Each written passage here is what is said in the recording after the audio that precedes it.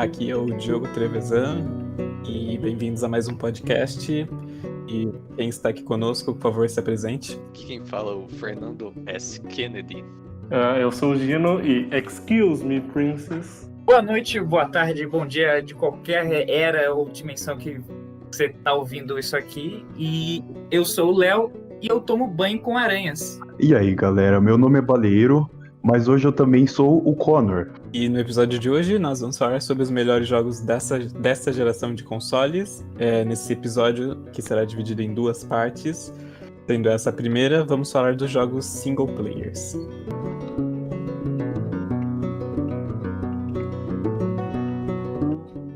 Bom, para o episódio de hoje a gente usou uma lista de critérios para selecionar os games e nós vamos comentar nesse episódio, né?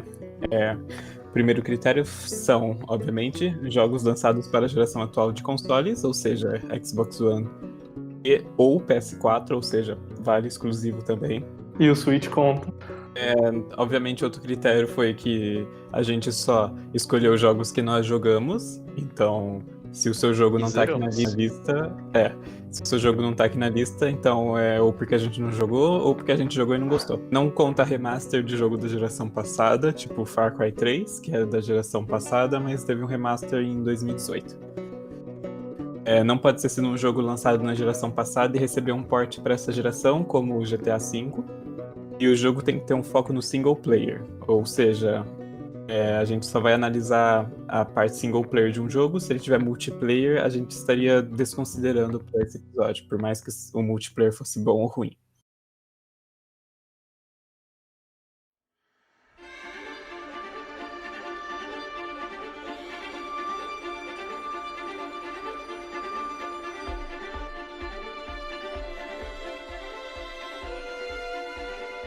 Bom, a geração atual de console já está praticamente terminando já estamos mais num pezinho para a nova geração do que para a geração que estamos. O Xbox Series X e o PS5 é uma realidade, já está quase entre nós, e por mais que estejamos no meio do ano ainda, nós selecionamos alguns jogos que nós jogamos, nós gostamos, e a gente vai compartilhar o porquê achamos que esses foram os jogos que marcaram essa geração. E por ordem de sorteio, quem começa falando do primeiro jogo é o Baleiro.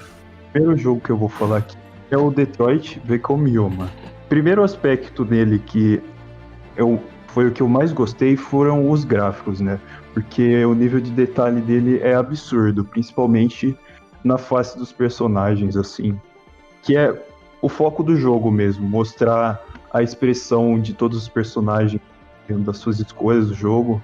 O jogo também dá uma grande ênfase nas cutscenes, que eu vou comentar disso depois, que eu achei uma coisa que não ficou bem no jogo. Outro aspecto que eu achei que foi muito bom, e por isso que eu considero esse jogo como um dos meus preferidos, é o estilo dele mesmo.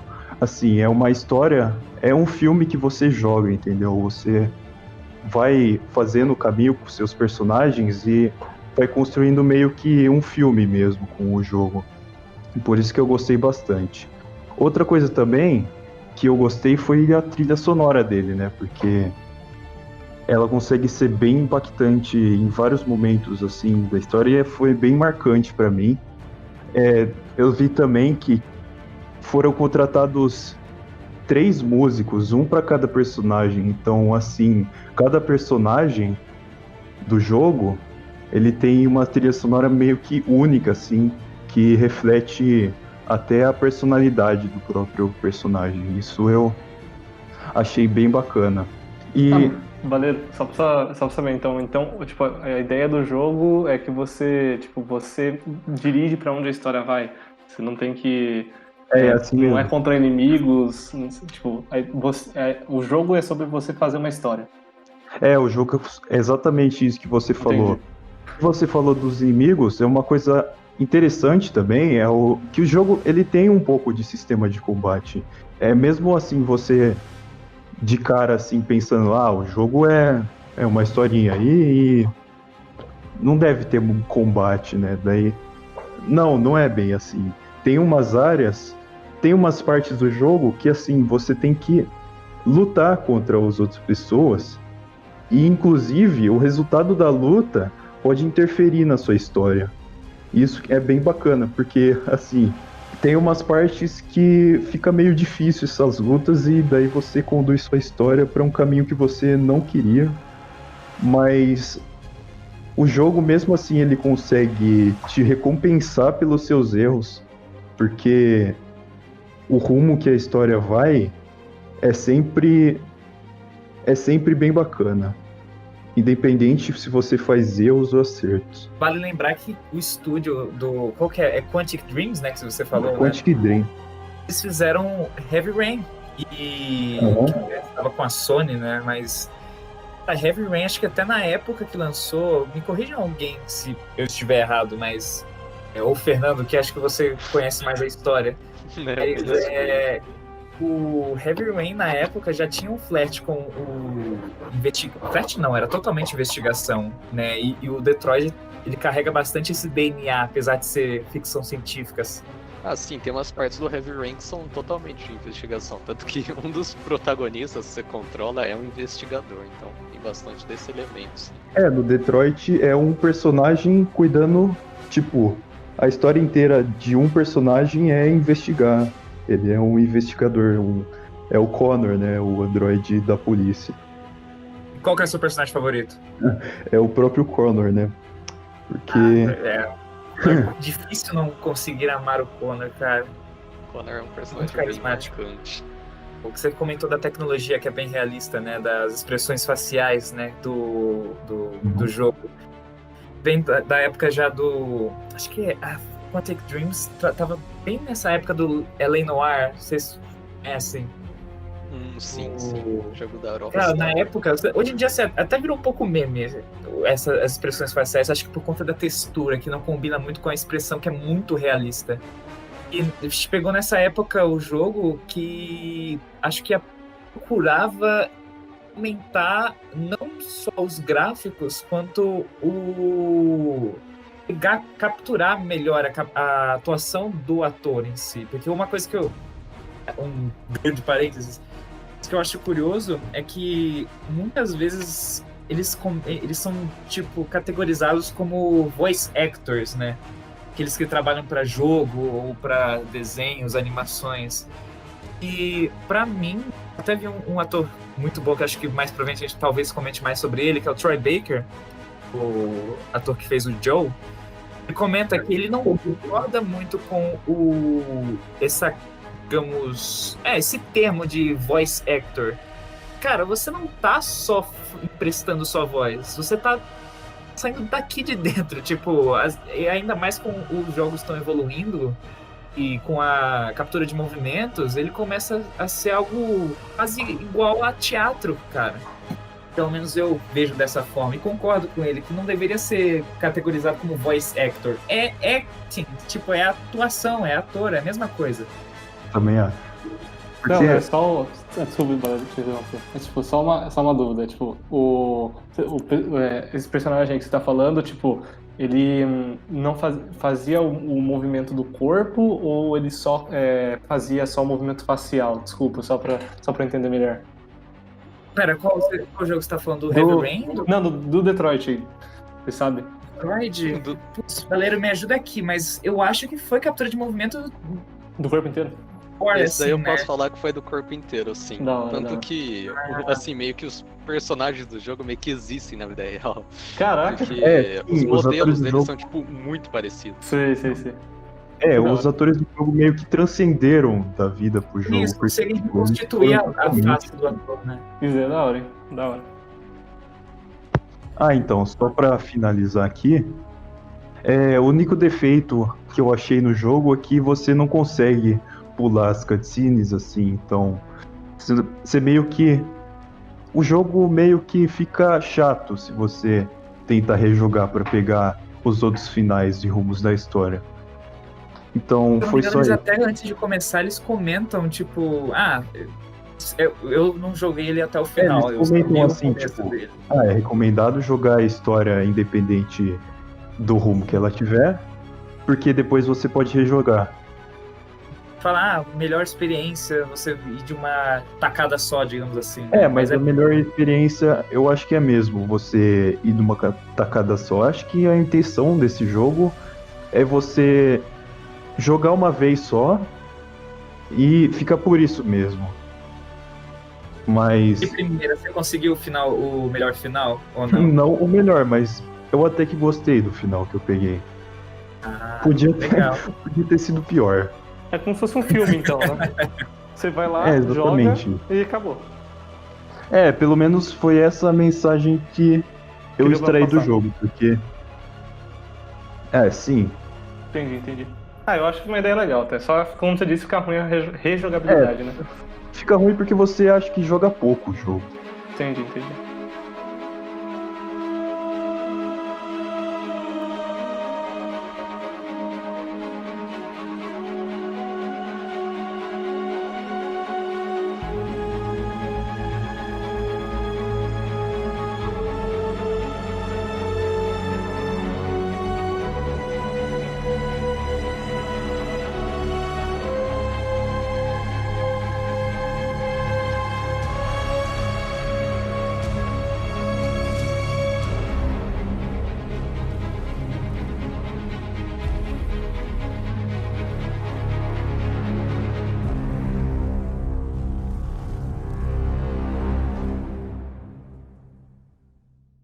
Bom, então, pessoal, eu vou falar do Zelda Breath of the Wild. Ele foi lançado do dia 3 de março de 2017. Ele foi lançado junto com o Nintendo Switch no mesmo dia.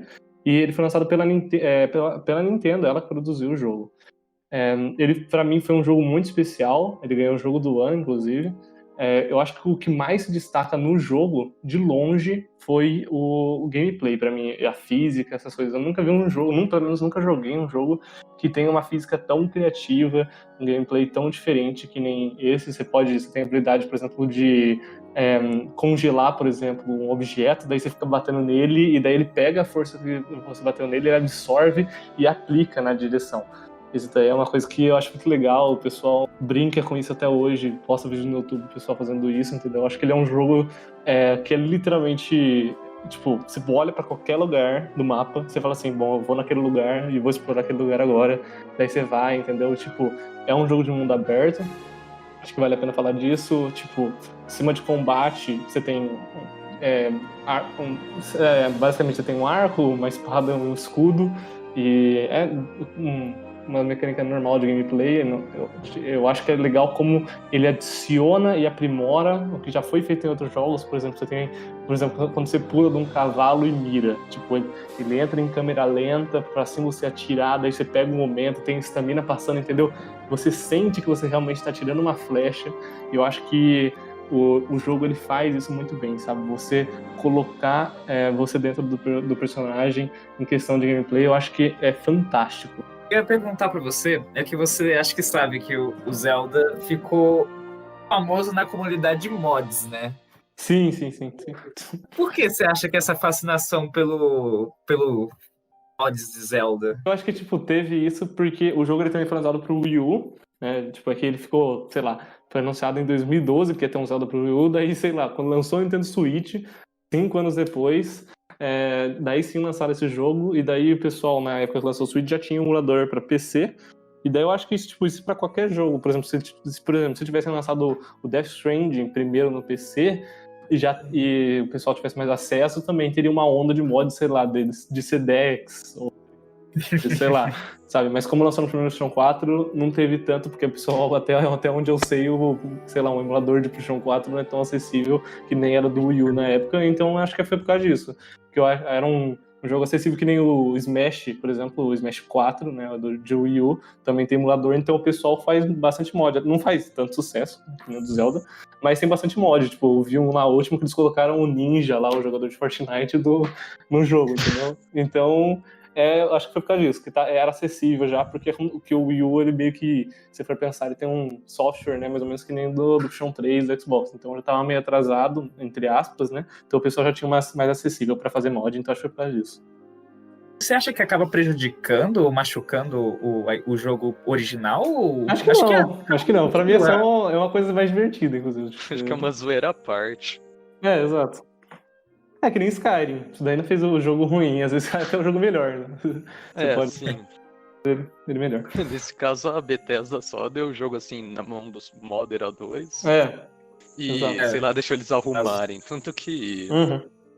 na versão de console de Skyrim, da Next Gen, pra PS4 e Xbox, tem até os pra mods, Switch eu né? já não sei, mas tem como, tipo, baixar mods. Sim. Mas daí eu achei bem legal. Nunca vi um jogo que tinha feito isso até eles fazerem. Mas bem legal. Num jogo de console eu também nunca tinha visto. Bom, enfim, continuando. Eu acho que outra coisa que o jogo manda muito bem, mas muito bem mesmo, é a questão do som no ambiente. Tipo, você não tem, conforme você tá jogando, sei lá, uma trilha sonora A muito... produção de som, né? Você quis dizer? Oi?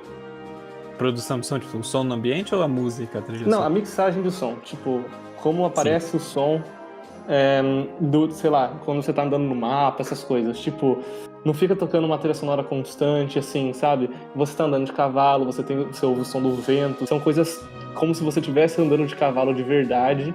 E às vezes toca um pianinho de leve, sabe? É uma coisa muito bem ambientada. Eu gosto muito desse jogo. Tipo, você sente que você tá naquele ambiente. Eu acho que ele faz isso muito bem.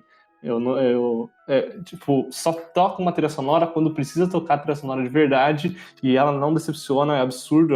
Pra mim se tornam temas clássicos, assim, que nem quando, sei lá, um Guardian aparece no horizonte, você começa aquela música tensa, daí entendeu? Você começa a tacar laser, você é um negócio muito... Os caras, sabe, souberam colocar a música certa no momento certo, pra ela não ficar tirar o foco do gameplay em certos momentos. Isso eu achei que eles fizeram muito bem. Outra coisa que eu preciso falar é a arte do jogo. Esse jogo, na época, teve um monte de gente falando: nossa, olha que isso, pessoal, você vai ganhar jogo de ano, olha que gráfico, entendeu? Na minha opinião, sincera opinião, não importa se o jogo tá rodando a, sei lá, 720 ou 4K, 60 FPS, num PC, sei lá, de última geração, essas coisas, sabe? O que mais importa pra mim é muito a arte do jogo e como eles se dedicam para fazer isso, e esse jogo é absurdo na arte, tudo se encaixa muito bem. Eu gosto muito da coisa desse jogo, que muitos jogos de terceira pessoa eu vejo, parece que o personagem ele ocupa, sei lá, 70% da tela. Daí, tipo, você fica mó deslocado. Daí, sei lá, é um jogo que você tem que pegar um monte de colecionável. Do colecionável, tamanho do, sei lá, de uma bola, da formiga, e tem aquele personagem gigantesco na tela.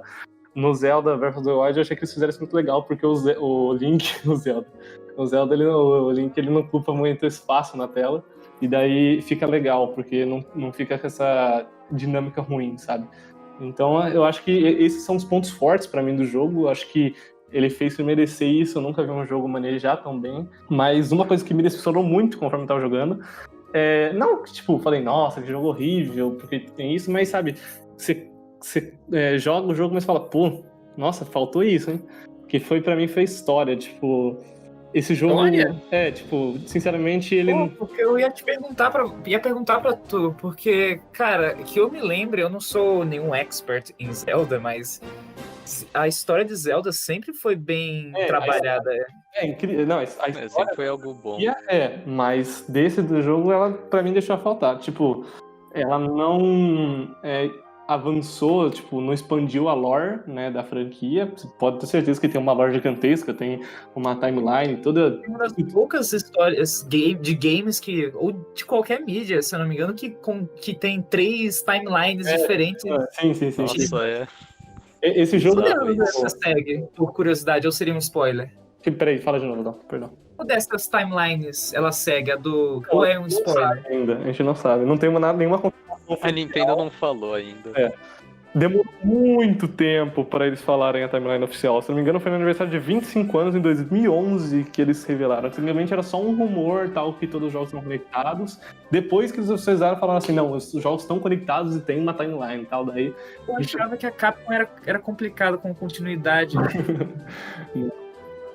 Esse daí é meio estranho também, mas esse jogo, tipo, eu não vou falar muito sobre isso, porque às vezes é considerado spoiler, mas em geral, tipo, nossa, praticamente toda a história que tem no jogo, tipo, 70% dela são flashbacks, que, tipo, é legal, né? Não vou falar que são chatos, são legais, mas pra mim ele faltou porque você pensa num jogo grande e você fala, pô, o que move ele, sei lá, deve ser história, cativante. Daí você joga pensando, pô, não, preciso saber o que o personagem vai fazer. O que me incentivou a jogar era, tipo, a exploração, né? A questão de você pode ir naquele lugar, você escolhe o que você vai usar, você tem que analisar o seu equipamento, essas coisas.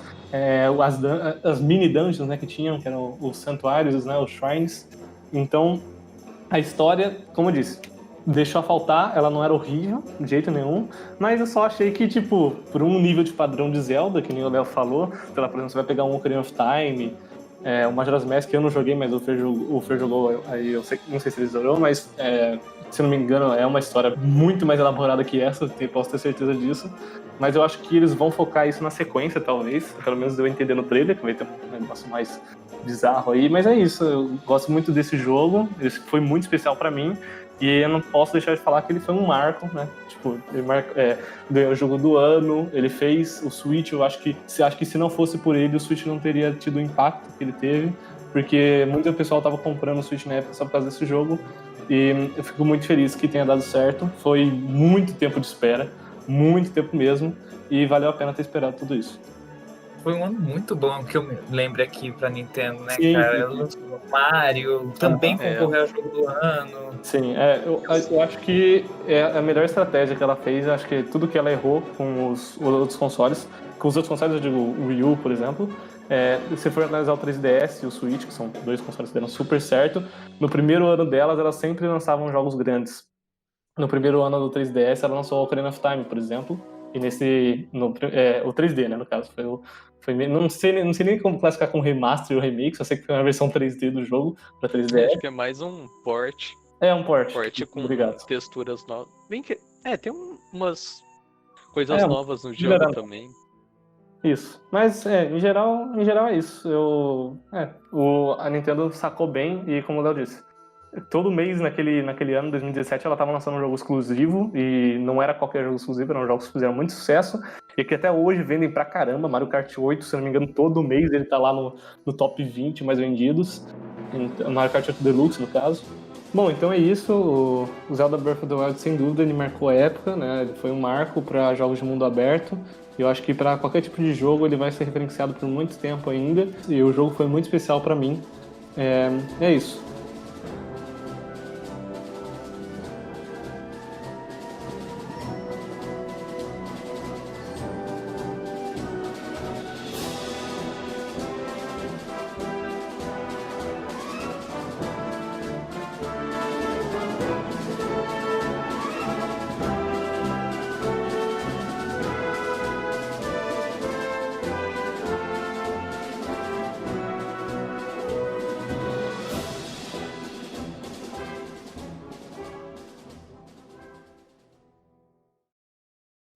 Vamos falar do Metal Gear Solid 5.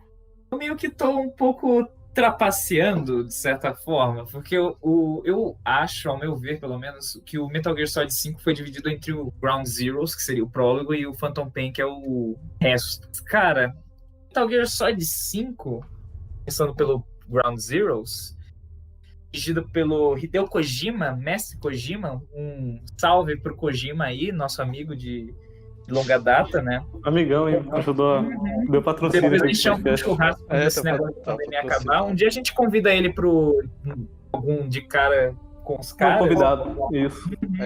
Não, se a gente só não convida porque atualmente a gente não tem um tradutor. Tá fazendo Death Stranding 2, né? Provavelmente, né? Mas não duvido de nada. O impacto que o 5 teve quando lançou, cara, em termos de gráficos, por exemplo, eu lembro que quando o Ground Zeroes lançou, eu fiquei deslumbrado pelo realismo dos gráficos da abertura do Ground Zeroes. Tipo, a chuva. Vê se vocês conseguem dar uma olhada aí, não sei. Nossa, mas que abertura boa, hein? É uma abertura muito bem digna, cara. Mas aquela música de fundo, nossa. Nossa, sim, sim. Inclusive a música, o que é legal do Kojima é que ele sempre acredita os autores das músicas e ajuda a evitar aquele famoso comentário do YouTube de que música é essa aí? Sabe? Tipo, cara, a música que toca é a Here's to You, que inclusive foi feita pelo nosso infelizmente falecido Ennio Morricone. Posso falar salve porque o cara infelizmente faleceu, né? Mas que fez tanta trilha sonora de um monte de filme do Sérgio Leone, um monte de clássico, Por um Punhado de Dólares, Os Intocáveis, Os Oito Odiados do Tarantino. O cara é, inclusive, o Enigma de Outro Mundo. O cara é uma lenda. E essa música, Here's to You, pra você ver o quão que o Kojima é, digamos, o mastermind da história dele, cara. Das histórias dele. É uma música no contexto, até acho que o vilão, o Skullface, comenta, que é uma música de um filme chamado Sacco e Vanzetti, que é sobre uns imigrantes italianos que foram, digamos, foram sentenciados à morte pela escolha política deles, alguma coisa assim, anarquista. Exatamente. E tipo, cara, a gente segue a câmera, o Skullface, que ainda não é mostrado o rosto nem o nome, e a gente se pergunta quem que é essa pessoa misteriosa, né? E foi de algum jogo anterior ou algo assim, e daí você vai revendo, reconhecendo alguns dos rostos antigos. Por exemplo, o Chico aparece, e você pergunta: o que aconteceu com você, Chico, desde o Peace Walker? Não é mostrado o rosto do Skullface, cara, além de acompanhar aquela velha faixa escrita o nome do personagem e quem ele é, ou era, ou o que é pra você achar que ele é, você se pergunta o que tudo aquilo que está acontecendo vai acabar entrando na cronologia do Metal Gear. Porque o curioso do Metal Gear, que vocês já devem saber, é que o Ground Zeroes o Metal Gear tem uma cronologia muito complicada, digamos assim. Porque o primeiro Metal Gear, na verdade, é o meio da história. Logicamente, o primeiro é o 3, que segue a história do Big Boss, e que ainda não era o Big Boss, era apenas Naked Snake, se eu não me engano. Daí segue para Peace Walker e entra o 5. Ou seja, ele não é nem uma continuação, nem de certa forma prequel da série. Ele é um miúchudinho no meio. Ele tá lá. Ele tá lá, e você se pergunta, eu pelo menos sempre tive, quando esse tipo de coisa acontece, por exemplo, com o que vai lançar da Viúva Negra, eu acho que vai lançar algum dia, mas que tipo, ele não é uma continuação nem um prequel, ele tá no meio da história, então você se pergunta que peso que ela vai trazer pra história, se vai ser algo esquecível ou não. E vocês sabem o Kojima, né, diversas vezes ele já falou, bom, esse é o meu último Metal Gear, tá? Meu último. Sempre acaba fazendo outro. No caso, esse ele foi de falava fato. que o Metal Gear 2 ia ser o último. O cara. Mas é uma coisa Parece... que eu pelo menos admito, porque ele fala que ele faz o Metal Gear, cada trabalho que ele tá fazendo em determinado momento, como se fosse o último. Ou seja, ele mete a potência criativa dele pra fazer a melhor coisa que pode ser feita naquele momento. Isso é ótimo. Uhum. Ele parece o Rock Balboa, todo filme falando, esse aqui é meu último filme com o Rock Balboa, daí 3 anos depois ele aparece outro filme. Uhum. Agora, uma coisa que já dá pra perceber, nossa, olha o tanto de coisa curiosa que a gente tá comentando só de uma abertura, pra ver o quão que esse jogo... Isso porque é do Ground Zeroes ainda, né? Não chegou nem no Ground Zeroes, gente. Ground Zeroes, e só do Ground Zeroes, que é um prólogo, entre aspas, uma demo quase, né? É o tutorial Tem do jogo. muito pra jogar, cara. É muito impressionante. E o que já dá pra ver também nessa abertura é a gente ver pela primeira vez a Fox Engine, a poderosíssima Fox Engine, e hoje em dia é usada pra fazer PES e Pachinko. Fizeram um Survive nela, tá vendo? Metal Gear Survive. Nossa, nem Survive. Metal Gear entre aspas, né? Bem entre aspas. Sim. E, cara, a troca de atores que foi muito discutida na época, que antigamente o papel do Snake era do David Hayter, né? E, inclusive, não só fez o papel do Snake, do Solid Snake, como do Big Boss. Agora, tipo, a troca de atores foi algo que foi muito controverso na época por conta do papel ser ligado, você fala só de Snake, a sua mente já associa a voz do David Hayter, aquela pretty good, sabe? Curioso analisando depois essa cena, que eles fizeram captura de movimentos com cachorro até no campo, acho que é na Cuba que se passa, né?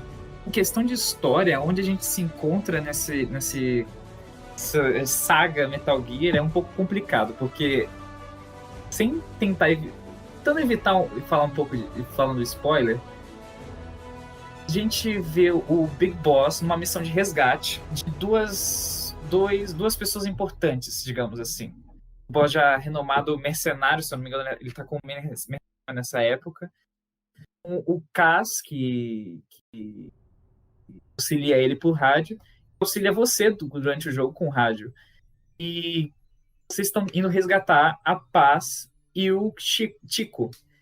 Nessa época o Big Boss era o chefe da Militares Sem Frontier, não é? Que era um grupo de mercenários, não era ou não? Era tipo Militares Sem Fronteira. Era basicamente um grupo de mercenários de nenhum país, assim. Eles falavam... Era como se fosse um exército sem país, essa tradução. Exatamente, o exército sem país do Big Boss. Uhum. Cara, o gameplay de Metal Gear sempre foi considerado hoje em dia meio datado e um pouco complexo. Mesmo pro Metal Gear Solid 3, né? Você jogou, você sabe como é que é, né?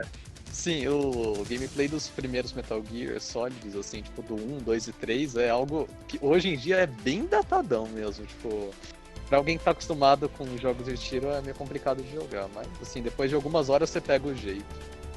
Sim, mas o que me impressiona no Metal Gear é que, cara, acho que pode ser considerado como a mesma coisa com o Final Fantasy, que é uma série que consegue se renovar sempre, cara. Sempre tá trazendo uma coisa nova. Nenhuma parte da história do jogo parece, digamos, cansativo ou até mesmo repetitivo.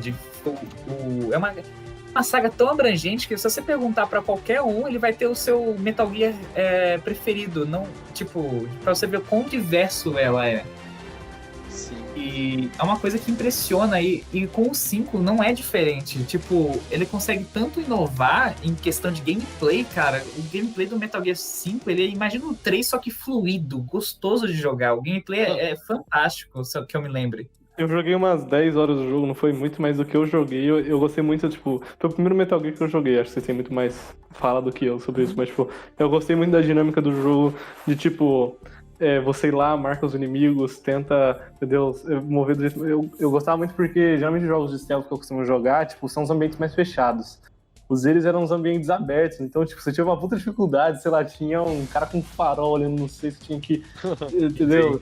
Colocar, se posicionar direitinho, era um negócio... Tipo, eu joguei vários jogos de stealth, mas eu acho que esse daí tinha uma dinâmica muito interessante que eu nunca presenciei, assim. Eu acho que Metal Gear, apesar de não ter ganho o jogo do ano no ano que ele lançou, quem teve o mérito foi The Witcher 3, né? Como eu ia falar sobre isso, verdade. teve muito jogo bom naquele ano, então eu acho que não foi culpa do Metal Gear. E também, eu não sei se vocês lembram, foi horrível que eles fizeram com o Kojima, porque eles não deixaram nem o Kojima da Game Awards. Nossa, cara. Nossa. Isso, a Kojima não, eu ia falar como se fosse a empresa dele. Eles não deixaram eles irem, foi horrível. Ainda bem que agora ele tem a produtora dele lá, tá bem melhor agora. Sim. Cara, forças pro Kojima. Eu ainda não joguei Death Stranding, mas eu tenho muitas expectativas pra ele, e do jeito que a gente conhece o nosso querido Kajoma, né, nosso amigo do peito aqui, né, que um dia vai vir pro nosso podcast, né? Sim. Cara, forças Kajoma, onde tu ir, nós estamos atrás.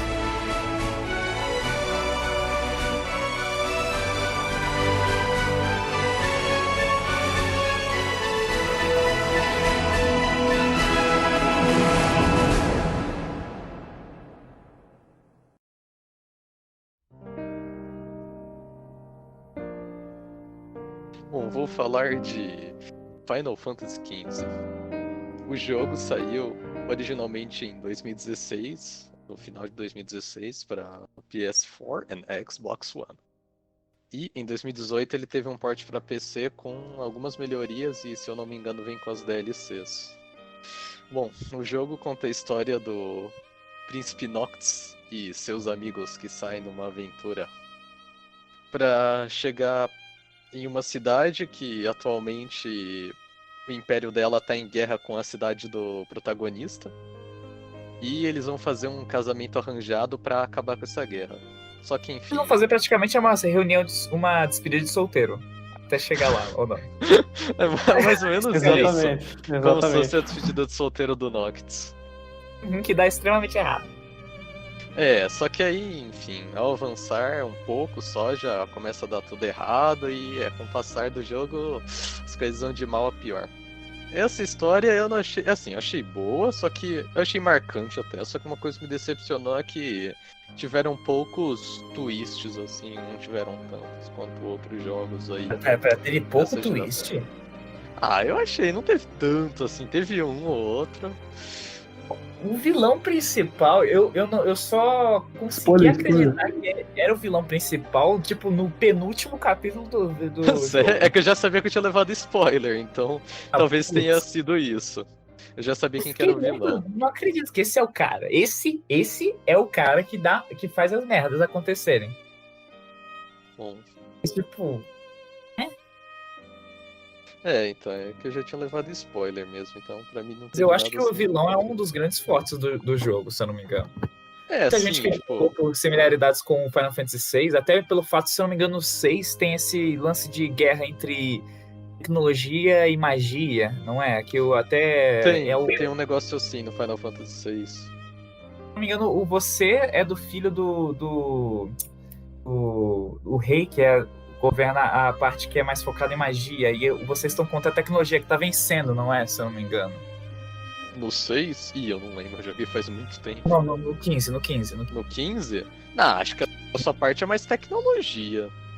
Eu acho que não tem tanta essa disputa assim.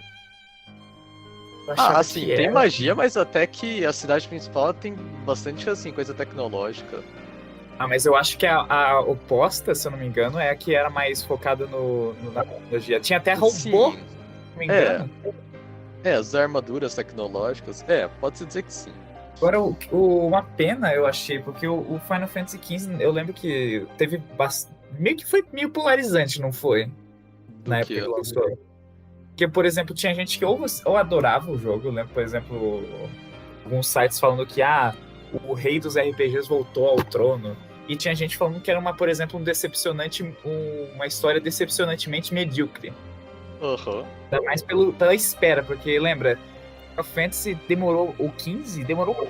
Nossa, acho que demorou uns 7 anos, não foi? Ele até mudou de título, né? Não era antes 13, era Final coisa? Fantasy Versus 13. Isso. Que ia se Nomura ia, não era? Daí passou pra... o Nomura é o seu diretor. Mas é isso que Square Enix, Nomura, vai fazer Kingdom Hearts, que é o que você sabe fazer. Vou fazer entre aspas.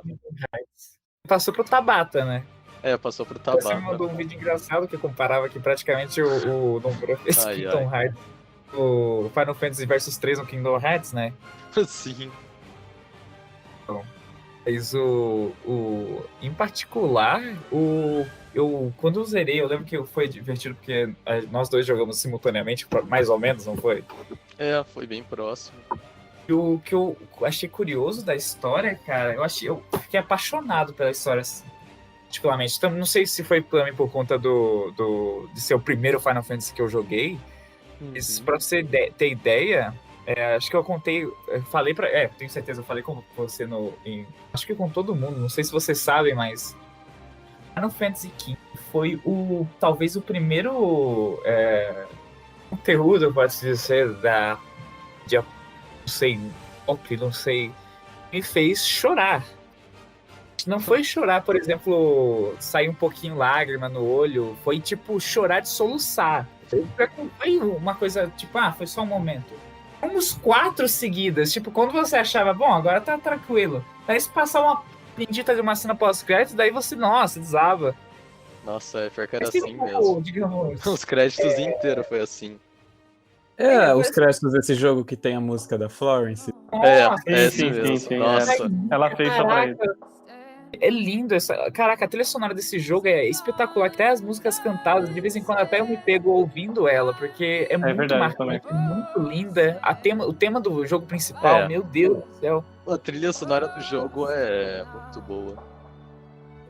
Cara, é incrível. Até recomendo vocês ouvirem. É de verdade emocionante. E o jogo em si é emocionante. Você se apega aos personagens. Também, outra coisa, assim, o mapa aberto é gigante. Também É, tem eu umas gosto bastante paisagens disso. bem surreais, assim. Os tamanhos dos chefões, né? Eu acho isso muito legal. Esse jogo ele faz um trabalho bem legal. Isso, tipo, Nossa, faz outra uns coisa negócios disso, bem doideiras as batalhas. assim, falando em inimigos, uma coisa que eu percebi é que tem até que bastante fanservice nos inimigos, tipo, mas não fanservice exagerado, fanservice assim. Fanservice, você bom. quer dizer fanservice em que sentido? É que assim, os inimigos, pelo que eu vi, a maioria deles, assim, claro que tem vários novos, mas tem vários também que já apareceram em Final Fantasy antigo. O Final Fantasy XV, ele, apesar de ser. Eu vi muita gente também reclamando porque ele tentou atualizar, né? Se adaptar aos tempos modernos. Porque Aham. o anterior, o 13, né? Sem contar o 14, né? Porque é online, então. Sim. Né? Agora, o 13, ele continuava naquele esquema de. Como é que é o nome, Fê? De combate. Não é muito bem de turno, mas também não é que nem o do 15, que é. Ele tava na Hack and dúvida slash. se Ele assumia tava ou não assumia Era. a Ele modernidade, tava digamos. caminhando pro 15. É. Uhum. 15 caminhou Eu pro acho- 7, eu acho agora. É. Acho que o 15 ele conseguiu deixar de uma maneira tão. Que não é um. Tipo, se você falar bem, digamos, grosseiramente, é um hack and slash. O Não é um hack and 15. slash que, digamos, sei lá, um Devil May Cry da vida, um God of War da vida, sabe? Não é tipo o Hack and Slash, tipo o Devil May Cry que você falou, que é só de fazer combo, assim. Não, tem vários. É que você usa meio que estratégias na batalha, não é só fazer um monte de combo adoidado. Tem umas estratégias na batalha, isso que é interessante. Isso que eu ia falar, tipo, você não adianta só, sei lá, apertar só um botão sem parar que você já mata os inimigos. Tipo, fazer só isso, você não vai resultar em nada. Você tem que parar e pensar no meio da batalha. Você tem que pegar o timing também, né? Apertar o botão na hora certa, só que não vai. Sim. Às vezes nem sempre tem alguma coisa te indicando, você tem que fazer isso e tal. Acho que tem, tipo, aqueles ataques também, tipo, você vai batendo os inimigos e daí, tipo, vai acumulando, e daí você pode usar, sei lá, o especial de outro personagem da sua equipe pra eles fazerem. Uhum. Daí, isso eu achava bem legal também, a dinâmica, quando você tava jogando. Bom, mas enfim, em geral o jogo é realmente muito bom, assim, mais uns problemas aqui, outros. Mas eu gostei muito. Acho que o mais, assim, que me marcou pra eu ter colocado ele nessa lista foi a história, os personagens que são bem envolventes.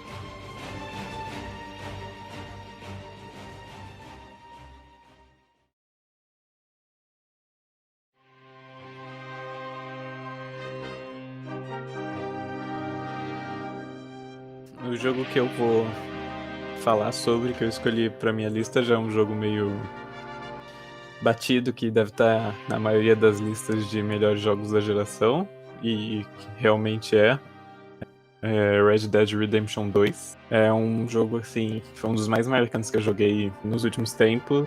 O jogo saiu no final de 2018, é pela Rockstar, todo mundo conhece pelo GTA V e também pelo próprio Red Dead Redemption, o primeiro. E esse segundo jogo, assim, só elogios. Eu não tenho quase nada de ruim pra falar sobre. De cara, quando você começa a jogar, a primeira coisa que você percebe são os gráficos, que são muito bonitos. É muito bem feito, assim, você percebe os detalhes daquela paisagem do leste dos Estados Unidos. Como eu falei, tem muitos detalhes, assim, foi um trabalho bem minucioso da Rockstar, que eles trabalharam esses detalhes. A trilha sonora também maravilhosa, dá vontade de ouvir a soundtrack do jogo todo dia. É uma soundtrack muito inspiradora. E falando ainda dos detalhes, eu queria ressaltar a IA dos NPCs, a inteligência artificial, que é muito bem feita. Você percebe que eles tiveram um diferencial ao tratar dessa inteligência artificial, porque é diferente de jogos de mundo aberto em que há NPCs. Nesse jogo, os NPCs eles têm rotinas, então. Primeiro que a Rockstar usou mais de 1000 atores para poder fazer os NPCs, é muita gente. Cada NPC tem uma personalidade única. Mas o diferencial desse jogo é que você pode pegar qualquer NPC na rua, por exemplo, que estiver andando em alguma cidade, que estiver andando pela natureza e começar a acompanhar ele, você começa a seguir ele, você percebe que ele tem uma rotina a fazer, sabe? De manhã ele toma café, ele começa a trabalhar, ele começa a conversar com outras pessoas, ele no entardecer ele volta pra comer alguma coisa e vai pra alguma cabana ou vai pra algum acampamento pra descansar, sabe? Isso eu tô falando de um NPC. Mas é uma coisa que eu queria falar, aproveitando que eu falei dos NPCs da história, é a história principal do jogo em si, que ela é muito boa. O jogo tem tem mais de 20 horas de duração só da história principal, e assim, é uma história digna de filme, digna de série, né, pela duração. Porque primeiro que o protagonista é ótimo, o Arthur Morgan marcou essa geração. Eu acho que é um dos personagens mais bem trabalhados nos videogames. Ele é carismático, você consegue entender ele, você torce por ele. Ele tenta fugir do passado dele, que ele já fez muitas coisas erradas, mas ao mesmo tempo ele quer mudar, ele quer ser uma pessoa diferente, ele quer fugir dessa vida e às vezes ele não consegue, sabe? A gangue sempre traz ele de volta. O curioso do Arthur, que eu ia comentar, é que você falou de ter marcado uma geração. Vale lembrar que ele ganhou o ator, ele foi interpretado pelo Roger Clark, que ganhou a melhor interpretação em jogos no The Game Awards, né? É verdade. Foi ele que ganhou? Eu achei que tinha sido o ator que fez o Kratos no God of War. Não, ele tava concorrendo, mas quem ganhou foi o Arthur Morgan também. Tava concorrendo, inclusive, o que faz o Connor, do Detroit, o Assassin's Creed, a versão feminina do protagonista espartana. E quem saiu vitorioso dessa batalha aí de atuação foi o Roger Clark, do Red Dead 2. E foi bem merecido, a atuação dele é muito boa, a voz dele assim, até não... Ele tem frases marcantes, assim, sabe? Eu consigo lembrar muito bem dele quando ele sobe no cavalo, que ele fala "Come on, girl", sabe? Com aquele sotaque Velho Oeste. Ou ele falando "Hey, mister", assim, marcante. Muito legal jogar com ele. Tem uma piadinha aqui, Diogo e Fer, que acho que vocês dois jogaram, né? Sim. Eu não terminei 100% assim o jogo inteiro. Eu terminei toda a campanha, fiz a maioria das missões secundárias, mas assim, de 100% do jogo não foi ainda. Tenho jogado ainda. Eu acho que eu fiz tipo uns 50% do progresso, porque eu até que fiz bastante missão secundária, mas não avancei tanto na história. Acho que na história deve estar tipo no meio ou perto do meio. Porque acho que vai ser difícil, né? Porque pelo menos a Rockstar é conhecida por encher os jogos dela de detalhes. E tipo, por exemplo, até hoje no GTA V tem gente encontrando easter egg ou outras coisas, né? Sim, é verdade. Eles enchem. Isso porque o GTA V já é bem mais ultrapassado, não, né? Mas já é um jogo mais antigo, assim, né? Ela saiu em 13 no final da geração, mas pros consoles dessa geração saiu só no final de 2014, acho que começo de 2015, não lembro. Mas no Red Dead, eu vou voltar um pouco pros detalhes, porque se eu entrar muito no mérito da história, eu posso acabar dando spoiler, mas eu acho que esses detalhes são o que trazem uma experiência mais imersiva para o jogo, sabe? Eu falei dos NPCs, eu gosto muito da IA desse jogo.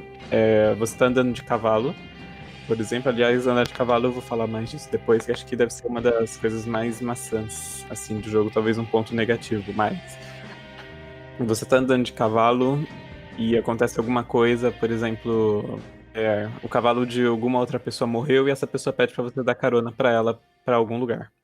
E você aceita, sabe? Isso daí são tipo aqueles eventos que acontecem no mundo aberto. Você dá carona pra essa pessoa e leva ela pra algum lugar. Aí depois, dias depois, às vezes você parou de jogar e voltou só na semana que vem, você tá jogando, você reencontra essa pessoa e ela fala: "Oh, que legal que você me deu essa carona, pode entrar naquela loja ali e comprar alguma coisa por minha conta", sabe? São esses detalhes, são bem legais, sabe? Eu nunca vi nenhum jogo fazer isso. e acontece mais de uma vez. Esses eventos aleatórios que acontecem no mapa são bem legais, são bem diferentes. Às vezes eu tenho jogado até agora o jogo e às vezes eu encontro algum inédito que eu nunca vi, às vezes eu nem sei o que é pra fazer, sabe? São detalhes muito legais. Então, eu ia comentar disso que, assim, andar de cavalo, realmente, depois de um tempo você enjoa. Só que, assim, o legal é que, às vezes, você tá andando lá, aí você encontra esses eventos aleatórios, você acaba, assim, Então, isso daí se acho que distraindo. é pra compensar, porque andar de cavalo, Sim, sim. esse jogo é maçante, né? Como É. é o verdade, não tem carro, não tem avião, então o único meio de se locomover assim rápido, tirando o trem, são os próprios cavalos, né? Então, e o mapa é muito grande, então às vezes pode ficar meio chato, por mais que você vá admirando o visual ou vá acontecendo esses eventos, às vezes você tem que fazer uma missão que você tá fazer aqui e o objetivo tá lá do outro lado do mapa, sabe? Então pode ficar um pouco maçante, pode ficar um pouco cansativo andar de cavalo, mas nada que não dê pra superar, sabe? O visual bonito e esses eventos aleatórios compensam bastante. Agora, esse jogo te fizeram sentir como o Clint Eastwood?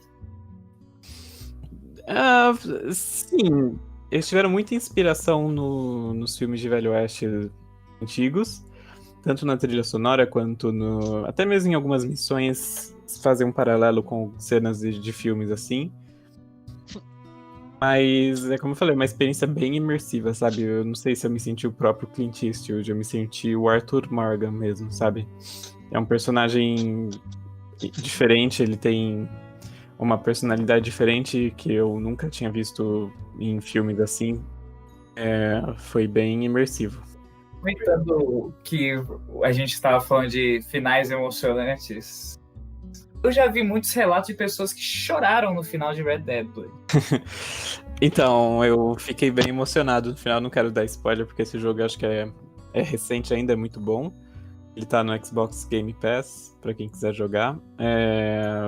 O final desse jogo é bem emocionante, assim. Eu não cheguei a chorar, mas eu fiquei, sabe, nozinho na garganta. É bem emocionante, porque é toda uma jornada de construção, como eu falei, do Arthur Morgan, e é uma jornada longa, sabe? Então você tem tempo pra se apegar a ele, você tem tempo pra se colocar no lugar dele. Então quando você chega no final, você percebe o desfecho de tudo aquilo, então você fica bem emocionado. Você vai jogar o 1? Pretendo. Tem na retrocompatibilidade do Xbox e seria bem interessante de jogar. Tenho curiosidade.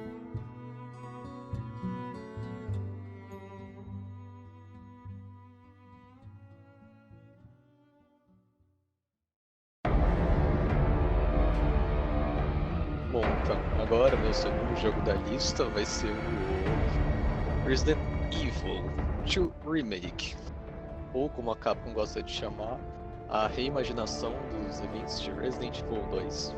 Bom, só para começar eu quero falar que, né, como eu acabei de falar, esse jogo é um remake, então eu não conheço muito Resident Evil 2 clássico, mas assim, tem umas coisas que eu conheço do primeiro jogo que eu posso comparar. E a primeira coisa que eu gostaria é a jogabilidade.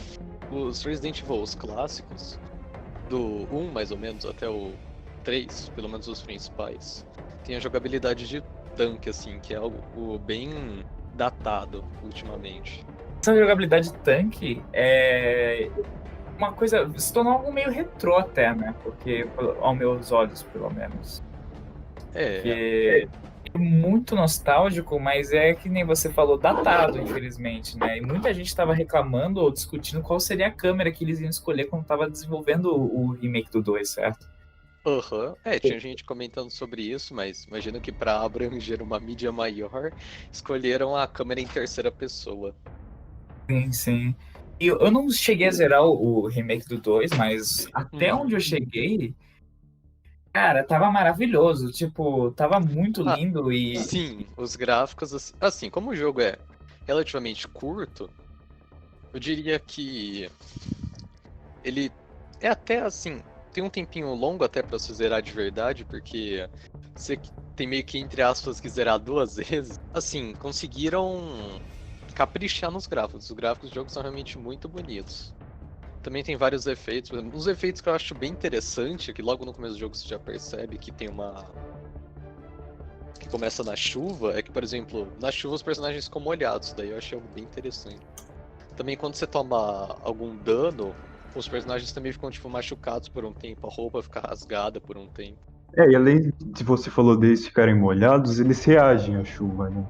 Então, É verdade, é uma também coisa a tem mais isso. que você percebe e acha bacana. É, mais realista também. Realista Gente, demais. desculpa voltar, mas é que eu não entendi, tipo, eu não sei o que significa esse gameplay de tanque, eu não entendi, tipo, não sei, visão de câmera de tanque, o que significa isso? Desculpa. De tanto Não, é seria assim. aquele negócio da câmera fixa no teto da sala, não é? ok. Não só isso, é assim, não é exatamente no. É um pouco no teto, meio que na parede. É uma câmera meio A que. impressão que você tá sendo dirigido, né? É, que, por Ok. exemplo, você não, por exemplo, coloca o analógico pro lado e o personagem não pro lado. Não.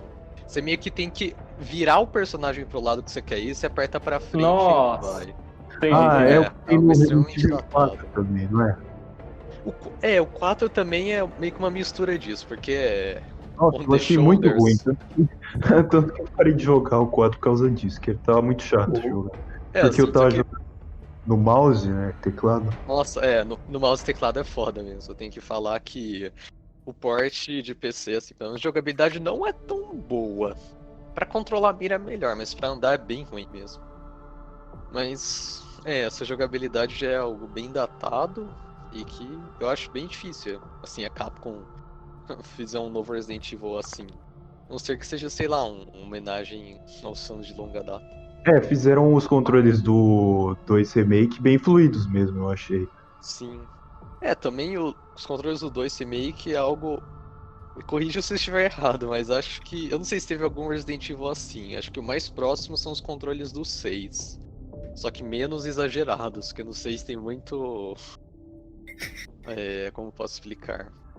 Por exemplo, Super-herói, parece que você tá jogando com um super-herói, sei lá, de Velozes e Furiosos, sabe? pior que bem isso. Tiro, porrada, Genérico, bomba. dirigido por Michael Bay ainda por cima. Jogo não falta explosões naquele.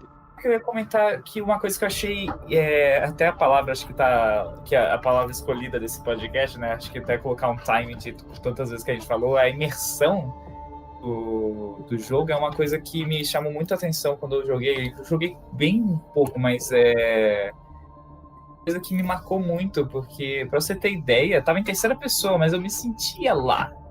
Uma Aconteceu. coisa boa do jogo é que, diferente dos outros, que são bem mais de ação, assim, os últimos jogos, por exemplo, que dá um tiro na cabeça, deixa o zumbi meio desnorteado, depois vai lá dá um socão, a cabeça dele explode. Não, esse jogo não tem isso, não vai ser realista, tipo.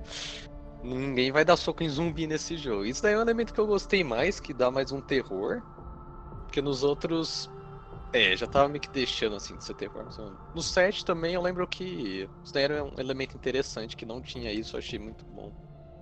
Mas nesse daí principalmente. Você acha que, tipo, todo esse negócio do realismo, da imersão, né, que a gente falou bastante no podcast, tipo, compensa também, deixa você, cativa você na história, faz você jogar o jogo por causa da história ou você jogava por outros motivos? Isso daí é uma coisa que eu achei até interessante, foi um dos motivos de eu ter colocado, é que eu achei esse jogo bem interessante. Né? Eu fiquei curioso, assim, com os personagens, acho que eles foram um papel importante na história. Eu acho que eles, assim, cativaram pra jogar, por exemplo, pra ver o que acontecia depois.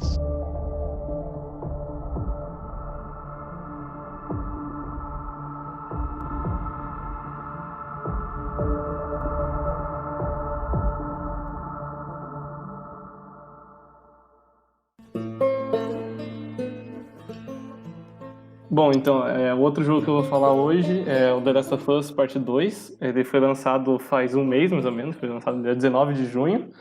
E ele foi lançado para o PlayStation 4, e assim como o The Last of Us 1, na parte 1, ele foi lançado no final da geração do PlayStation 3, esse daqui agora é o final da geração do PlayStation 4. Eu não posso falar muito dele, a única coisa que eu pesquisei aqui que eu posso falar sem dar muito spoiler, porque literalmente qualquer coisa que eu falar aqui é muito spoiler, porque esse jogo tem... O jogo é recente e a trama também é bem Não diria que tem plot twist, muitos plot twists, eu queria mais Acho que o marketing escondeu bastante a história, né? Então quem Muito, não muito, jogou não sabe muito, então... eu ia falar sobre isso também. Enfim, mais ou menos o que acontece no jogo é que você termina o primeiro chegando em Jackson, né, a cidade do Tommy, o irmão do Joel, e você começa esse jogo lá, 5 anos depois. Então a Ellie, a protagonista desse jogo, você começa lá e é isso. Daí vai acontecer aqui fala na sinopse, tá? Então não é spoiler isso, eles venderam o jogo assim, que acontece um evento violento, e depois desse evento violento você quer vingança e você vai passar por um contexto físico e emocional, né, que vai fazer a personagem evoluir. Eu acho que esse jogo, a gente falou muito de imersão, tal, e todo esse papo de imersão no podcast em diversos jogos. O futuro dos jogos é justamente isso, por isso que a gente destacou tanto. E eu acho que esse daqui ele faz um trabalho excepcional, tipo, em outro nível, tipo, você não só sente o personagem, tipo, você sente que você tá jogando com ele, mas as ações que você faz, tipo, é muito em outra escala, assim, tipo, tudo que você faz parece que, tipo, você consegue sentir os efeitos na pele, entendeu? Porque o primeiro, eu acho que... Eu vi um documentário de como eles fizeram o primeiro e eles falam assim, bom, o primeiro é como se fosse a backstory da Ellie para se tornar um herói. Em questão aí da história, tipo, não tenho nem comentários, tipo, é absurdamente, eu acho que eu nunca vi um jogo, tipo, se você for ver, sei lá, nos primórdios dos videogames, era simplesmente, vai lá num castelo e, sei lá, resgata a princesa. Basicamente isso. Isso daí é tipo, que nem o jogo de, sei lá, do Red Dead Redemption, é do tamanho, tipo, de uma série, mais ou menos, né? Mas o que eu gostei desse é que, tipo, é como se fosse um Breaking Bad, sabe? Tipo, você conhece o personagem, só que você não vê o personagem, sei lá, como um deus. Você entende os pontos negativos dele como se ele fosse um humano mesmo, como se ele fosse uma pessoa, assim como você. E eu acho que ele faz isso muito bem, esse jogo. E outra coisa que eu queria destacar que tipo, eu vi muita gente falando, não mal, mas, tipo, desvalorizando, o que eu acho que esse jogo faz muito bem, que é... né? Oi? Polemizou. Não, sobre o gameplay, o pessoal falou bem mal, tipo, falando, o jogo tem o gráfico no PS5, mas tem um gameplay de um PS3, entendeu? Eu não achei isso. Eu acho que foi uma continuação natural da parte do The Last of Us Part 1 gameplay. Não foram mudanças gigantescas. Eu não gostaria de mudanças gigantescas, pelo menos, porque eu acho que dificultaria a dinâmica do jogo, atrapalharia. E, como eu disse, foram só coisas minuciosas, que se você for vendo o jogo ao longo do jogo todo, você vai perceber as diferenças que elas fizeram. Mas não achei. O Joe, uma vez a gente estava conversando, ele comentou sobre a inteligência artificial, o pessoal ficou reclamando e tal, mas isso depende da dificuldade que você está jogando. Se você está jogando no modo normal, por exemplo, eles são bem burrinhos, mas se você está jogando no modo difícil, é totalmente diferente. Então, eu vi muita gente reclamando, eu acho que as pessoas que estão reclamando sobre isso, sei lá, não jogaram numa dificuldade maior, ou, sei lá, já estão tão acostumados com esse tipo de desafio. Eu senti e eu zerei o primeiro no difícil também. Então, sei lá, não senti isso nesse jogo, muita gente falou sobre isso. Mas eu gosto muito desse jogo, sinceramente. A história, o fato de ter polemizado, esse sim polemizou, que nem o Diogo disse, e eu acho que eu vi no documentário e tal, e em várias entrevistas, tipo, recentemente eles gravando podcast e tal sobre o jogo, e tipo, o jogo é tão imersivo que as pessoas estão sentindo ódio não porque o jogo é ruim, mas elas estão sentindo ódio como se fosse o ódio que a própria personagem sentisse, entendeu? A vingança porque a personagem procura, eu sinto que é o ódio que as pessoas sentem na internet por esse jogo, porque é uma reflexão. Então acho que os caras que dirigiram, né, no caso o Neil Druckmann, acho que é assim que pronuncia, ele fez um ótimo trabalho nisso, porque eles conseguiram colocar o player numa imersão tão grande que eles conseguiram fazer essa, sabe, dar o ódio da personagem passar pro player. Isso daí eu acho que nunca vi um jogo causar tanta polêmica por causa disso, sabe? Então, o resultado de um trabalho bem feito, de uma história bem escrita. E a história realmente é muito boa, eu acho. É absurdo. Melhor que a do primeiro jogo, né? Porque Nossa, isso que eu ia comentar agora infinitamente também. melhor. Eu já vou falar aqui que eu não quero gerar discussão, mas eu acho a história do primeiro jogo, eu acho que é um pouco superestimada, assim. Não é... Isso que eu ia Minha comentar, opinião. Diogo. Obrigado Eu não acho por me que a puxar aí. história do primeiro jogo lá, grande coisa assim, não é. Pra um jogo talvez seja inovador, mas pra quem já tá acostumado a ver filme, a ler livro, não é Uhum. nada de outro mundo assim. Acho que o ponto forte no primeiro jogo e no segundo também, de certa forma, são os personagens e você vê a construção do relacionamento entre eles. Acho que isso sim é um ponto forte. Mas a história em si do primeiro jogo eu acho bem superestimada. O que eu ia falar, Diogo, obrigado por me lembrar, é que, tipo, depois que eu joguei esse jogo, daí eu, sei lá, quando eu joguei o primeiro, eu não tinha jogado o segundo, né, obviamente. Mas, tipo, eu falei, legal, entendeu? Tipo, me cativou, tal, eu achei bem interessante.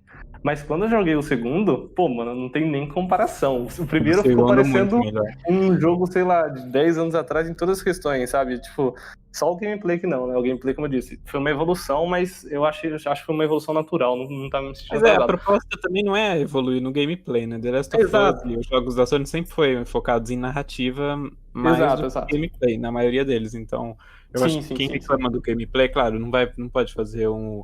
O jogo não pode ter a gameplay de um jogo do PS3. Mas foi uma evolução necessária, mas eles também não resolveram sair da zona de conforto deles. Então, eu Exato. vejo um problema nisso. É uma IP nova. Quando você cria uma IP nova, você determina a gameplay para ela inicial, fizeram isso The Last of Us 1, e agora vai tipo, se tiver uma parte 3, provavelmente vai ser muito parecido. Acho que isso é meio óbvio, tipo, sei lá. Parte 3 daqui a 55 anos, Daqui mais um set, provavelmente no final da geração do próximo talvez tenha, né? A gente não sabe. PS6, vamos lá. Então, eu achei o primeiro muito fraco em comparação com esse.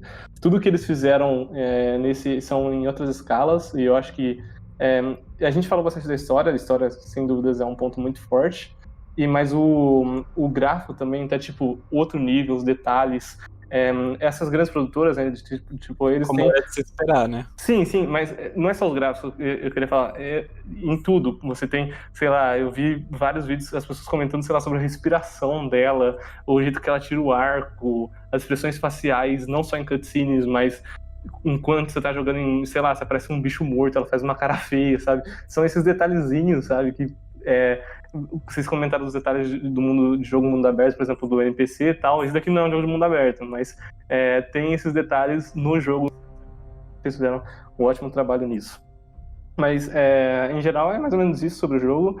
Todas essas polêmicas que estão acontecendo, sem dúvidas, é um resultado de um ótimo trabalho, como o Diogo disse. O jogo, acho que não tem absolutamente nada a ver com essas questões negativas que estão atribuindo a eles. E é, sem dúvidas, uma obra de arte. Eu acho que ele é um nível de inovação, assim, que eu nunca tinha jogado um jogo tão inovador quanto, assim, desde o Breath of the Wild. Por isso que eu escolhi esses dois, porque eu acho que eles inovam na parte deles. Tanto, se eu fosse considerar, sei lá, pilares de gameplay, pilares de história, eu consideraria provavelmente o Zelda como melhor gameplay, e esse aqui como melhor história de longe, porque além de ele ter uma boa história, ele inova em questão de história de videogame. Acho que nenhum tipo de jogo tinha feito isso antes. Por isso que eu relevo tanto a história dele. Mas, em geral disso. Em geral é isso sobre o jogo. Alguém tem mais alguma coisa sobre comentar? Tem só mais uma coisa. Em relação à história, o que você tem a dizer quantas polêmicas que tem, que o pessoal anda falando sobre a história? Então, como eu disse. Falar disso também, é tudo mimimi, tá? A história é ótima. Exato. Calma. É 100%, na verdade. É ótima, não precisa.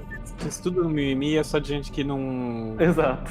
Não tá Pior que exatamente isso. Aborda questões ideológicas, questões sociais. Pior que não é nem isso. Polêmicos, que é um monte de tabu, e tem um monte de gente que não gosta disso porque acha que tá politizando o jogo, mas isso é mentira. Eu acho que um dos pontos pior que da história, que fez a história ficar grandiosa, são justo essas temáticas. Mas eu achei muito estranho, porque depois que eu joguei o jogo, eu fui lá ver, tipo, mas por que eles estão falando tão mal do jogo, né?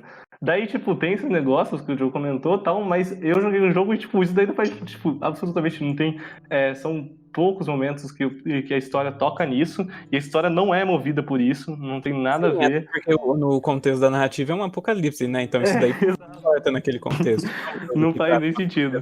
Atual, é uma sociedade distópica. Então, tudo isso daí é uma ilusão, né? Que eles colocam para fazer paralelo com a realidade de quem está jogando. Exato. Sabe? Então, tem outros outros fatores que são os motivos dessas polêmicas, mas aí já é spoiler, choro aí também, não é né? muito legal falar. É. Exato. Então, como eu disse, como o Diogo disse, perdão, literalmente, é totalmente frescura, sinceramente, de eu ter jogado esse jogo. Tipo, não vi absolutamente nada do pessoal ter falado. Acho que a única coisa que eles têm o direito de reclamar é que o jogo foi vendido de uma forma e ele foi entregue de outra. Tipo, Isso daí eu vi também. sim, É sim. Tipo, mas eles fizeram a mesma coisa com o The Last of Us 1 e ninguém reclamou. Então, tipo, eles venderam o The Last of Us 1 Essa eu não falando que sabia. você não poderia jogar com a Ellie e que a Ellie, né, não tinha ter um papel tão importante. Um pouquinho, é um pedaço pequeno. É um pedaço pequeno, mas tipo, ela é o... Você vê na capa até, na capa Sim, do sim, jogo, sim. quem tá aparecendo mais é a Ellie, o Joe tá no outro lado. Sim.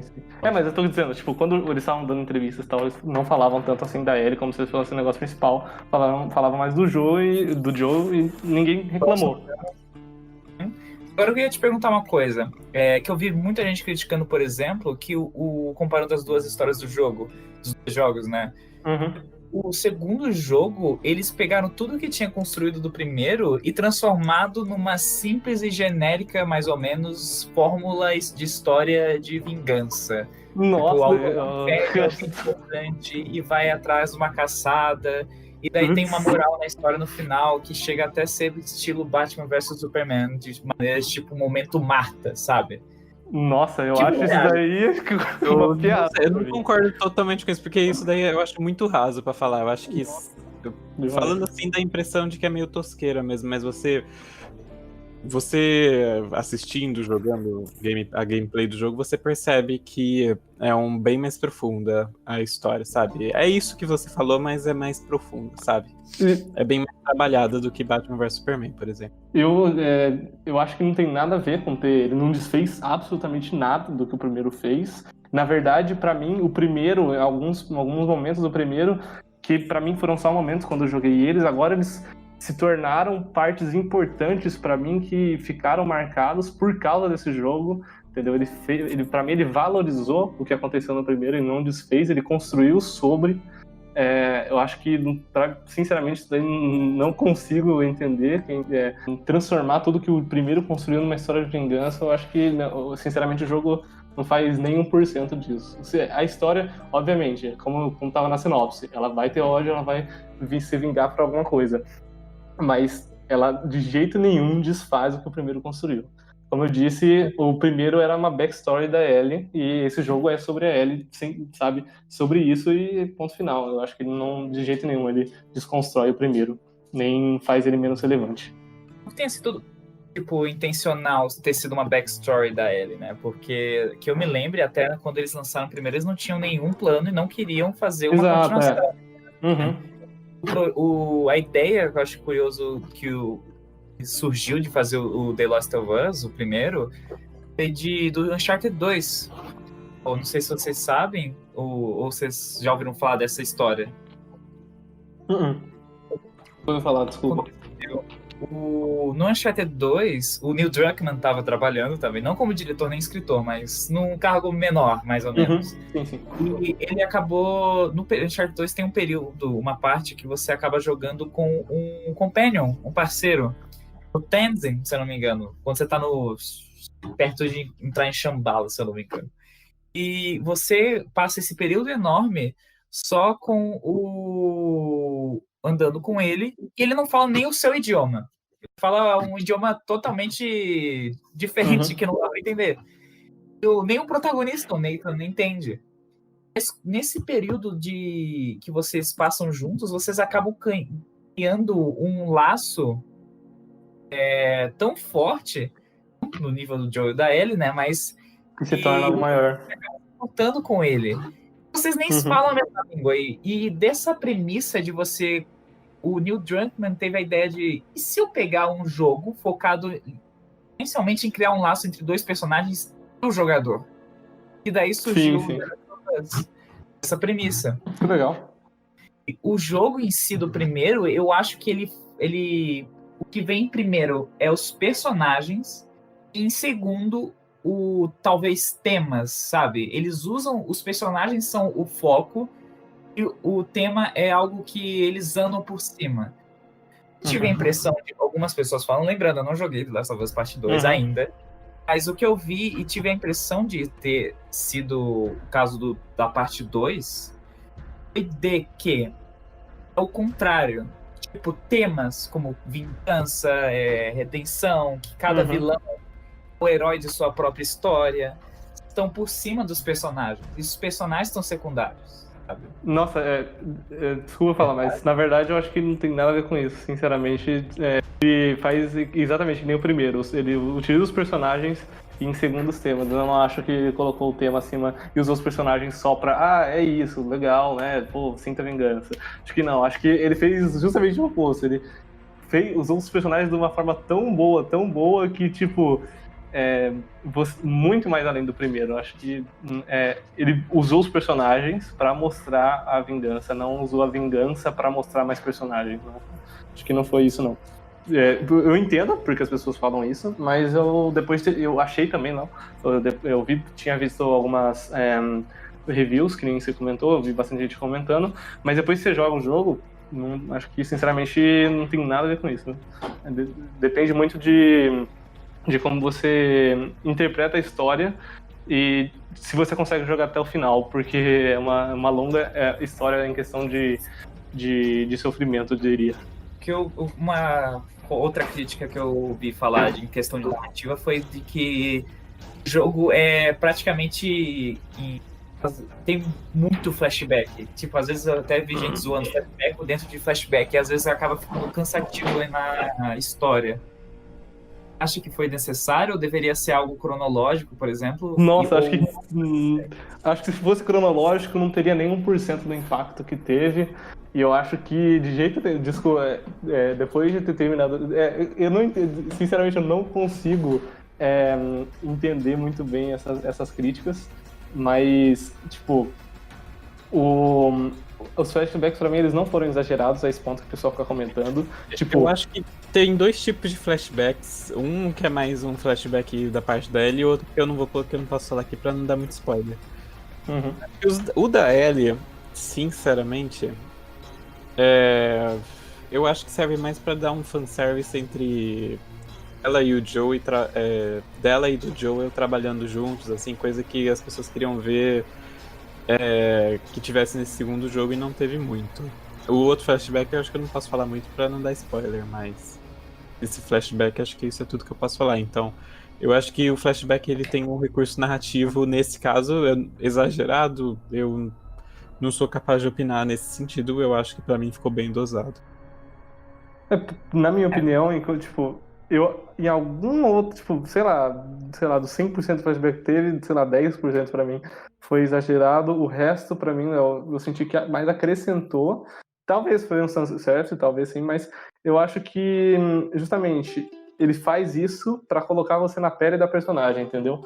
Se ele não tivesse colocado esses flashbacks, pra mim teriam ficado vazios. Por isso que eu não acho que eles foram exagerados ou desnecessários. Eu achei que eles foram essenciais pro desenvolvimento da história. Como o Diogo disse, foi um fanservice, talvez tenha sido, mas pra mim foi necessário pra desenvolver da história, você ter o impacto emocional, entendeu? Se você não tivesse aqueles flashbacks, talvez, sei lá, se sentiria vazio. Mas é isso do jogo, mais ou menos.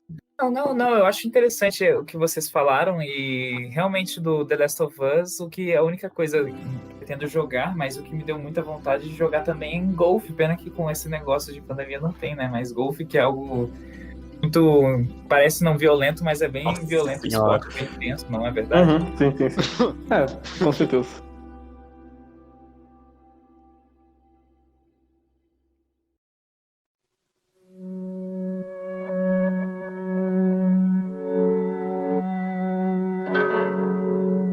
Já falou um pouquinho da Capcom, né, no Resident Evil 2 Remake, como que ela tá numa fase muito boa, né, não sei se pode ser carreira, mas da empresa dela, né, com os jogos Devil May Cry 5, Resident Evil Remake. Apesar do 3 não ter sido um jogo à altura do 2 Remake, né, foi um jogo, digamos, um jogo feito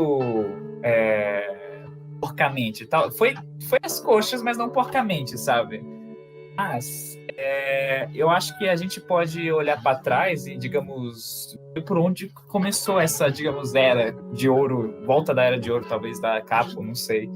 Com Resident Evil 7, Biohazard, né? Eu achei curioso que aqui no Brasil, no Ocidente ficou Resident Evil 7 Biohazard e no Oriente ficou Biohazard 7 Resident Evil.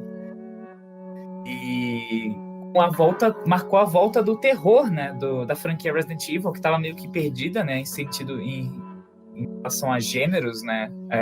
Com Resident Evil 4, né? Que particularmente eu não sou muito fã, mas eu vejo e compreendo o peso que teve na indústria em termos de gameplay e tal. Depois iniciou uma onda de jogos de Resident Evil meio focados em ação, né? Porque logo depois teve Resident Evil 5, que se o 4 tinha um pouquinho só de terror e era mais em ação, o 5 foi totalmente ação, né? Lembrando, o Chris socando pedra, tipo, em outro jogo de Resident Evil você podia socar pedra. E depois parece que lançaram Resident Evil 6, né, com tentando agradar todo mundo, que deu a impressão pra mim foi isso, com a campanha meio terror, meio ação, meio drama, meio quase de tudo, e acabou sendo um jogo, digamos, meio novelinha até, em questão de história. A Capcom acabou, eu acho que nos olhos dela, não sabendo direito o que fazer com Resident Evil, porque, bom, Resident Evil 4 ganhou o jogo do ano, diferenciou muito a série, né, que antes era de terror, voltou pra meio que ação, foi pra meio ação, terror, e a câmera é diferente e tal. Mas tinha gente reclamando. Resident Evil 5 foi ação, mas vendeu pra caraca. Resident Evil 6 foi um pouco dos dois, mas foi meio que considerado um fracasso pela Capcom, né? Teve um enorme prejuízo. E a Capcom até lançaram Revelations 2, né? Que foi pra mim um jogo muito bom em termos de história, mas de gráfico talvez e gameplay. É um jogo até pode ser considerado de velha geração do 360 e PlayStation 3, que acabou lançando no Xbox One também. E com o Resident Evil 7, a gente marca uma virada, tanto em termos de inovar gameplay, porque é o primeiro Resident Evil em primeira pessoa, né? Veio com aquela onda do VR, né? Inclusive, acho que foi eleito, se eu não me engano, o melhor jogo de VR, né? Infelizmente, nunca tive a oportunidade de jogar, né? Mas eu joguei a demo, aquela que tem aquele cara sentado na cadeira em VR, e Eu também. É legal. Porque o que eu ia comentar, que eu achei curioso, é que eu não joguei VR, né? Mas, tipo, mesmo não jogando VR, cara, a imersão, mais uma vez a palavra, é tão enorme que eu me senti dentro do jogo. Me senti como Ethan, né? Aquela situação, como se fosse no VR, sabe? E eu lembro que muita gente criticou falando que, parecia muito Outlast. Que, cara, depois de jogar, não parece muito Outlast, não sei se vocês concordam comigo, não parece Outlast, parece mais, acho que foi pela linha do PT, olha, né? Que eu me lembre, nossa, eu falo exatamente isso, quando saiu o primeiro trailer e não tinha saído assim o que era, todo mundo achou que era Silent Hills, né, o cancelado. Sim, todo mundo achou que Silent Hill tinha voltado, mas aí não E3 de Resident Evil 7. É que na E3 de 2016 que eu vi o trailer de revelação, não aparece Capcom ou aquela R-Engine, sabe? Então todo mundo ficou tipo, nossa, que jogo é esse? Como era justo na conferência da Sony, acharam que era um revival do Silent Hills, que tinha sido cancelado, mas foram todos surpreendidos ao ver que era Resident Evil. Sim. O que é engraçado, né, ver de novo nosso amigão Kojima aqui, mas o como que uma simples demo inovou no gênero de terror, né? Porque até hoje você vê repercutindo o estilo, né? E jogo do PT, né? Até em jogos indie, até no mesmo no Resident Evil 7, né? E inclusive também lançou como uma demo de, acho que Beginning Hour, se eu não me engano, né? E todo mundo não entendia o que era, e depois foi revelado, né? Resident Evil 7 Biohazard, né? E todo mundo, o que tá acontecendo? Que polarizou também, a gente ficando feliz porque voltou o terror, né? Um terror meio, até que eu ia comentar, né? Quando primeira vez que eu joguei, nossa, o tanto de referência, por exemplo, de filme antigo de terror bom que me veio à cabeça, por exemplo, Evil Dead, né? Que aqui no Brasil ficou com o título incrível de Uma Noite Alucinante. Mas que o jogo me lembrou muito algumas horas tendo referências a Evil Dead, o Massacre da Serra Elétrica, essa estética de filme gore, B, bom, não genérico e com história. Esse cara me trouxe um sentimento bom e de esperança. E quando eu joguei o Resident Evil 7 Remake, eu não sabia nada. E ele foi, acho que, se eu não me engano, o jogo que me deu a ideia de que spoiler não necessariamente precisa ser o final do jogo, né? Mas o começo do jogo pode ser considerado spoiler. Isso pode ser meio estranho. Mas um exemplo que eu posso pegar de volta daqui é o The Last of Us 1. O The Last of Us 1, em nenhum momento você sabia como que o jogo ia começar, com aquela cena trágica da morte da filha do Joe. 1, tá, gente? Não 2. Mas e que o tanto de impacto que acabou deixando pro resto do jogo, né? E algo parecido, não no sentido emocional, mas algo parecido aconteceu comigo no Resident Evil 7. Eu não sabia nada do começo do jogo. E antes de entrar no começo do jogo, eu acho que é uma boa comentar da história. A gente acompanha o querido Ethan Winters, né? Que é um viúvo, aparentemente, que está sendo viúvo há 4 anos. E que do nada, a lá estilo Silent Hill 2, recebe uma mensagem da esposa dele, aparentemente morta, que é a Mia. E acho que ela não estava morta, mas estava desaparecida, mas considerada morta, né? E falando pra ir pegar ela. E o Ethan meio que né? Eu vou atrás pra ver no que dá, né? Então, o Ethan acaba indo o local que ela tava falando do e-mail, né? Louisiana. Até comenta que pode ser uma pegadinha, mas que vai lá só pra conferir, porque vai que, né? A gente fica sempre com medo desse e se. E quando ele chega lá, ele se depara com um pesadelo, né? Ele, não falar o mínimo, né? Ele acaba encontrando uma família peculiar, estilo família do Massacre da Serra Elétrica. E, cara, daí em diante, você entra numa onda de mistério para saber qual a conexão com os jogos anteriores, o que tá acontecendo, o que é isso, o que essas pessoas têm de estranho, o que são esses bichos que parecem, sei lá o que, preto, gigante, vindo pra cima de mim, como mordendo. Cara, ele apresentou também um perseguidor, né, voltando também esse tema que Resident Evil sempre teve, não sempre, né, mas a maioria das vezes teve, desse perseguidor, né. O 3 começou, o 2 teve uma brecha disso, né, que foi o Mr. X no original e no remake agora evoluído, né, mas que no 3 ficou batizado pelo Nemesis, né, que te perseguiu praticamente o jogo inteiro. E no 4 tinha o Regenerator e assim vai. Cara, no 7 a gente tem o Jack Baker, que, apesar que não parece ser um nome intimidador, ele é um cara que é praticamente um Regenerator humano e ainda por cima que te sacaneia, cara. O jogo inteiro eu fiquei morrendo de medo de, sei lá, o Jack chegar com essa violência por trás e me virar e começar com aquela pá enorme a me bater.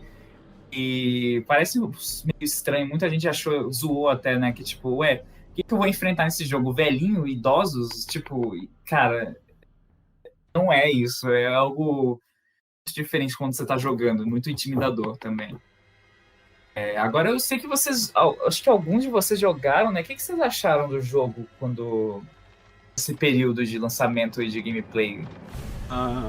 Eu joguei o jogo ano passado, só que eu tive a oportunidade de comprar e eu já tinha visto gameplay antes, mas a oportunidade efetiva de jogar foi ano passado mesmo. E assim, eu gosto bastante de jogos de terror, eu gosto bastante do Outlast 1, do 2 também, Alien Isolation, gosto bastante, e Resident Evil 7 eu nunca tinha jogado os anteriores, esse foi o meu primeiro que eu joguei. Claro, eu conheço um pouco da história dos jogos anteriores, e assim, é um ótimo jogo, realmente é muito bom, a história é boa dentro daquilo que ela propõe a ser. O jogo é um pouco difícil às vezes. Vocês que jogaram os outros Resident Evil, mais do que eu, devem saber que esse jogo ele foge um pouco da caixinha, né? Resident Evil sempre foi zumbis, essas coisas. Não.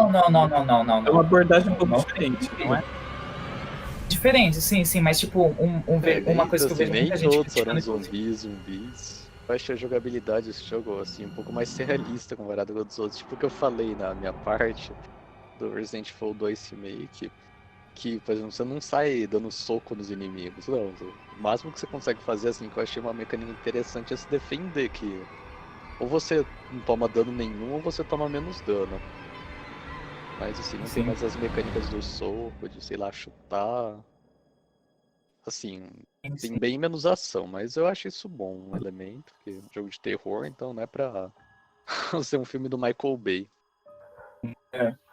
Agora, o que eu ia comentar também é que, só complementando o que você tinha falado, Diogo, que uma qualidade também que eu vejo nesse Resident Evil, que ele pode ser uma porta de entrada para outras pessoas que nunca tinham jogado Resident Evil, porque ele Sim. você não precisa necessariamente ter jogado os outros para entender a história, você consegue entender ela individualmente, né? É uma história bem. É uma história bem Fechada. standalone, assim, sabe? Tanto que o protagonista é outro, os vilões principais são outros, embora ela esteja inserida no universo de Resident Evil, é como se fosse um outro universo se criando ali dentro, que serve justamente, acho que, para abrir portas para novos jogadores, né? Esse aí é o Exatamente. maior ponto forte do jogo, né? Porque enquanto alguns que são os jogadores que já conhecem bastante série, entre eles dividem as opiniões, entre os jogadores que não conhecem a série, é uma grande porta de entrada, né? Assim, o jogo não tem quase nenhuma ligação com os anteriores, tirando uns easter eggs e. Bom, tirando Algumas spoilers, né? referências. Umas Spoilers. referências.